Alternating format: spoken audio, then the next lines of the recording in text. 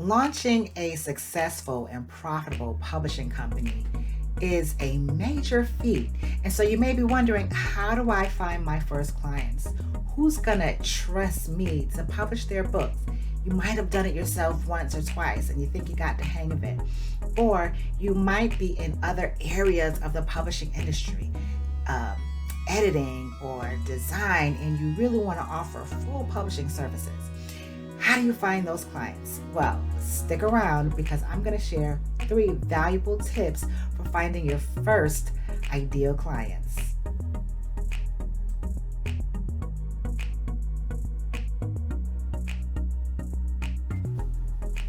Here are 3 tips in finding your first publishing clients. All right. Tip number 1 is to become a rock star in one genre. Now, this does not mean that you cannot publish books in multiple genres. Absolutely, you can. I recommend starting with one genre that you know well, okay? So this means researching that book's genre, making sure you understand the publishing standards for that genre, okay? Because they're different. Fiction books have different covers and standards than nonfiction books. And children's books, right, has different standards, different aesthetics than your fiction, your regular adult fiction books or nonfiction books.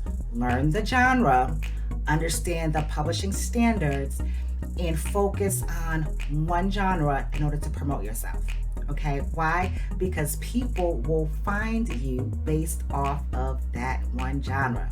A good author who is hunting for a publisher is going to ask people, right? Who did your book? They're going to look to the back and see that logo, see the branding, and say, yes, I want them to do my book, right? So it's easier when people are hunting you out than going to find them. So if you focus on one particular genre, you will become an expert in that genre, and that word of mouth will continue. Okay? And then what you want to do is collect those testimonials from people in that genre. And again, the word will spread and people will find you. Okay? Number 2, be authentically you when you are talking to prospective clients. People want to feel comfortable with you. Okay? You are entering a partnership with them. As I say all of the time, that publishing is not a sprint, it is a marathon.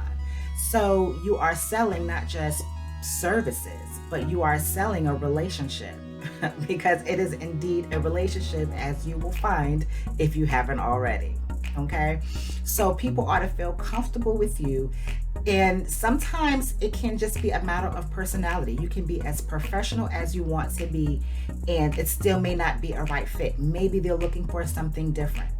It's okay. You don't want anyone to come into a relationship with you and they are uncomfortable, and there's money on the line, and there's a long time to fulfill the contract, because again, publishing is a journey. So you want there to be a level of understanding. You want there to be that level of comfort and confidence in who you are as a business person and as a partner in the process. Okay?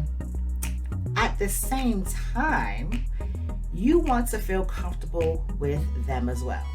They don't get your jokes, they never laugh, maybe it won't be a great situation. I don't know, whatever it is. I'm personable, right? I'm friendly. So I like to have a rapport with my clients because that's just who I am. I'm not just all business. I generally care for my clients and I want them to succeed in life, in business, and what have you. So I develop a rapport with them, okay? And so I do it where I'm authentically me. Okay, as a Christian business owner, I'm a mom of 3 kids, I'm a wife. So if my kids bust through the door in a meeting, listen, I told you in the beginning, right, that I had kids. So you want to just be authentically you. And listen, if it doesn't feel right for you, if you're picking up something, you're not getting a great vibe, they feel problematic, this is going to be a labor-intensive project, or whatever it is where it just leans to your weakness versus your strengths, you have to make a decision whether you're willing to accept that a client or not. In the beginning, you may have the urge to kind of say yes, right? You want the business, you want the money. That's not good business, okay? Every person, every prospective client is not going to be the right fit. Whether it's business-wise or personally, you make the decision. You set the temperature of your business. It's you, okay? So if you're not comfortable with someone for whatever reason, maybe the person is too flirty, okay? Maybe their use of profanity just rubs you the wrong way and you just don't feel comfortable. Whatever it is, be professional at all times and just let them know that it's not going to be a great fit and refer them out to someone, okay? But all money is not good money, okay? My very first horrible experience, the person was super excited to work with me.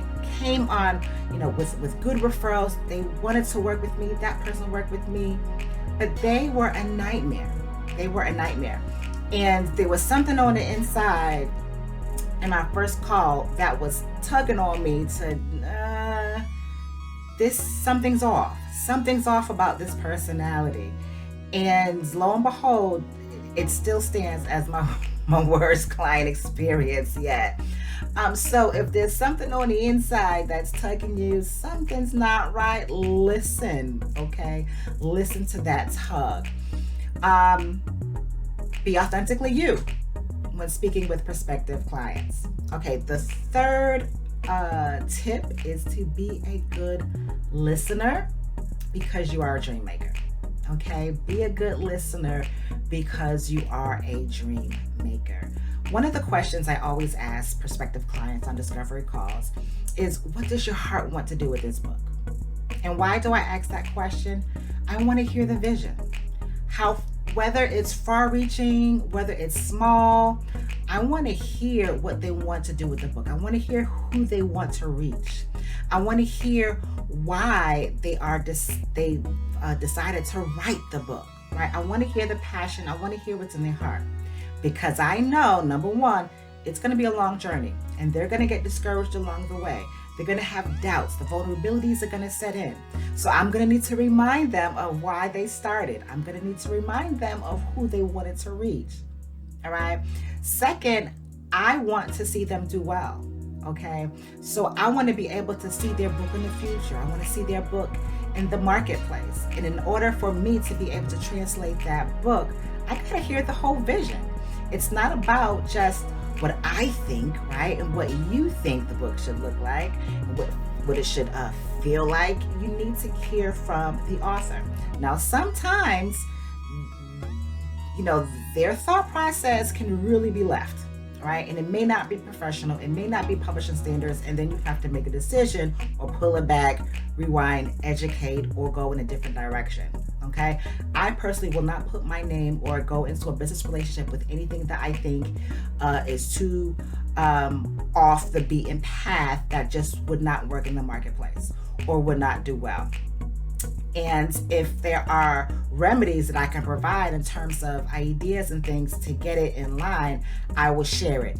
If the person is absolutely rigid in accepting new ideas and hearing what the industry standards are and how to reach the marketplace, and that's not my client. That's not my ideal client.